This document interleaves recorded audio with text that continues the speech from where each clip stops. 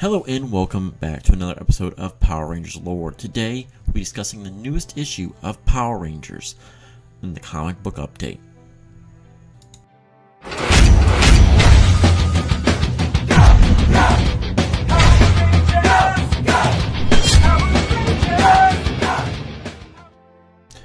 In the latest edition of the Power Rangers comic, we still have the charge to 100 and it is setting up for something big.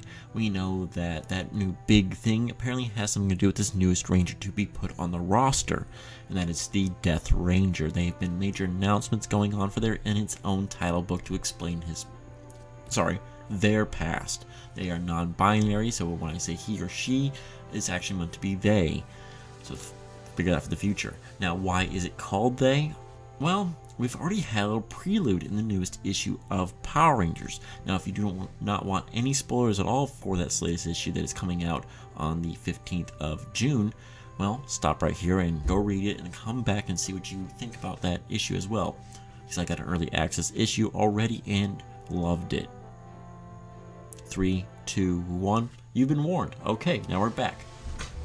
Well, if you have read it or are planning to read it and you just don't care about spoilers too much, they are very interesting as a ranger. You do not see them physically as of yet in there, and I won't spoil the full rest of the plot going on, but I will spoil that the Deathranger does make a cameo in the fact of his voice, their voice. And there is a lot to be said by that. I don't know exactly what they are playing at, but they are playing at something big. They were sealed away in the Omega Vault, and we're not exactly certain as to why. There is so much going on in the storyline, but they sound very ominous. They have their own agenda, and they don't really care too much, it seems to be, by, I would say, Dark Spectre or anything else, or they could be lying entirely at all. Now, why is it they? Why are they non-binary? Well, it is my opinion that they was once just a normal person who just kept devouring souls and became them as time went on. Or I could completely off entirely, but you know what? That's just how I feel about this character, because I feel as though they lost themselves in the complete murder of whatever happened in their past. There's a lot to be talked about there. You don't call yourself a Death Ranger and the like and just get away with it. Now, it is also claimed that he conquered death, and he goes, they cannot conquer death. They tamed it. That's an impressive word. One who tamed death.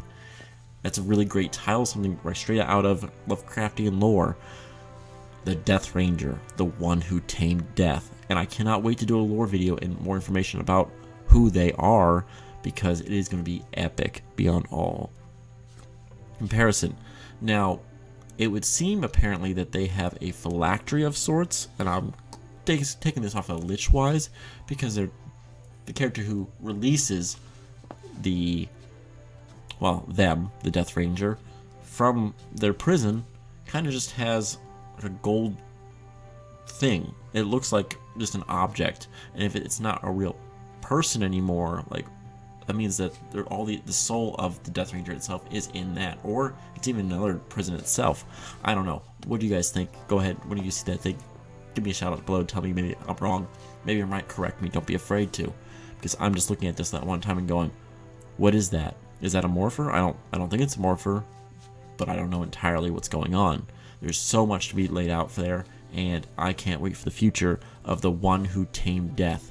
So, let me know what you guys think about this newest Ranger on the roster. There is a lot to be talked about for the future and what they have in store for the Ranger team, and well, everything else that's going on in the universe of Power Rangers.